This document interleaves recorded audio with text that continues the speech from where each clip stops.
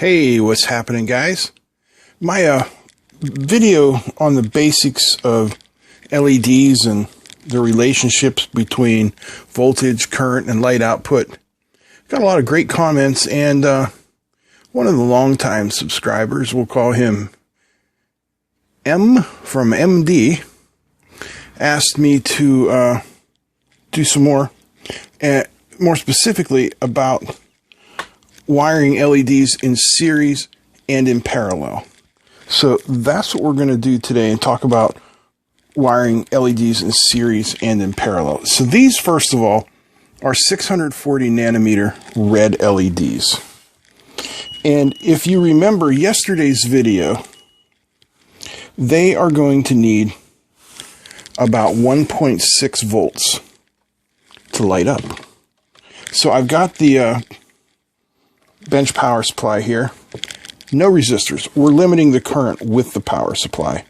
And I've got it as low as it'll go, which is about 15 milliamps. All right, so we're all connected here. And we're at 0.9 volts, 900 millivolts, and we don't see anything. So I'm just going to put this right here in the middle. And look at that. 1.7 volts is almost enough to light it up. Well, 1.6. If we bring it up to 1.7 volts, it lights fully. So we know 1.7 volts is the forward voltage of these red LEDs. So that's a basic piece of knowledge we need to have. And now that we know that, we can figure out how to wire them up in series or in parallel. Let's start with series. And one of the things you need to ask yourself when determining if you're going to run them in series or in parallel is quite simply, how much voltage do I have to play with? So these are, like I said, the 640 nanometer red LEDs, and you saw it takes 1.7 volts to light them up. And that we're going to need about 6.8 volts or so. So let's wire these up. We'll take our positive to the anode of the first LED and our negative to the cathode of the last LED. And then all we need to do is wire them sequentially from anode to cathode. So the anode of the first goes to the cathode of the second. I'm sorry, the cathode of the first goes to the anode of the second. Cathode of the second goes to the anode of the third. And the anode of the cathode, wow, the cathode of the third goes to the anode of our fourth and final LED. So there, we're all wired up. And if we increase our voltage here to about 6.8 volts, we should see them light up. Now, you might see a flicker or two lower, but they won't really light till we get to that point, about 6.8 volts. See, now 6.3, see how you're seeing a flicker? 6.5, 6.6. And at 6.8 volts, just as we calculated, they are lit up. So when you wire them in series, the voltage is shared between them. The first one takes 1.7, the second one takes 1.7, third one takes 1.7, and the fourth one takes 1.7. Keep in mind, in the real world, nothing is perfect. You're going to have some loss due to wires, you're going to have some loss due to heat, but that gives you a good idea. Now, we're current limiting. So even if I increase the voltage up to a point, they're not going to get much brighter. See, now down here, we've almost lost them again. If we go down to 6.8, 6.7, and we're back to blinkies.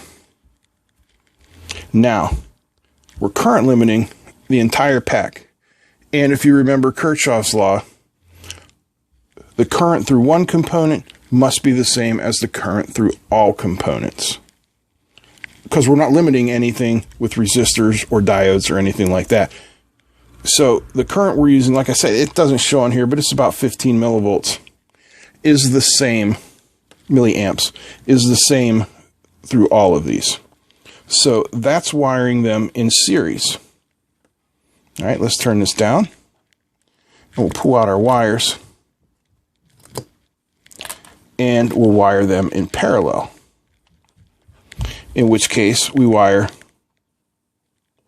Oh, look at that, I left the voltage up too high. We wire anode to cathode to power. And then we simply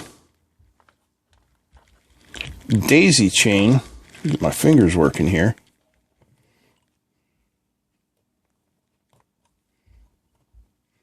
all of our anodes together.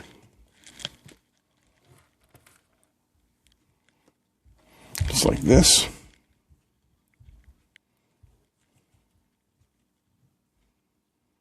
And the last one here.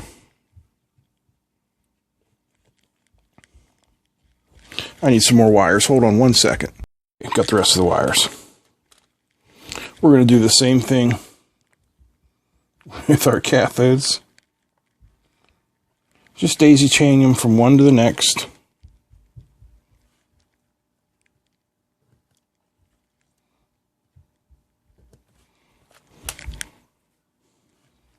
Last one. Now, as you remember from doing them in series, we had to crank the voltage up to, what was it, 6.8 volts to get them to light, because the first LED took 1.7, then the second LED took 1.7. Each one was dropping the voltage.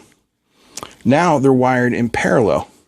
So in theory, when we hit 1.7 volts or so, they should all light. So we're at 1.7. Okay, at 1.5, we're getting a flicker. 1.6, 1.7, just about. There we are. We're on solid at 1.7 volts. And of course, if we raise it, we get them bright. But as you can see, since we're current limited, they're not going to go any higher than 1.9 volts, no matter what I do to crank them up. They're just going to sit there at that low voltage. See, they're 30 milliamps there. But there they are at a much more manageable level. So which is better? Well, it really depends on your application. If you have low voltage available, parallel is good. If you're working with a higher voltage, say, 12 volts from a car source or something like that, then I might want to go with serial. Base it on the voltage you have available and what you need. Now, see, the nice thing about parallel is if I pull this LED out, the current remains the same and the rest of the LEDs in the string are not affected. If these were wired in series, the entire string would go out. So you need to just make a few simple calculations. When you buy your LEDs, look on the packaging, see what wavelength they are. And it should also tell you the forward voltage. Then you can decide the voltage that you're working with and whether you need parallel or serial. So I hope you guys enjoyed this. I hope that it helps answer a couple questions. That's about it for today. I hope you guys enjoyed this. If you did, give me a thumbs up. Feel free to comment, share, and don't forget to subscribe. That's it. I'm out. Peace.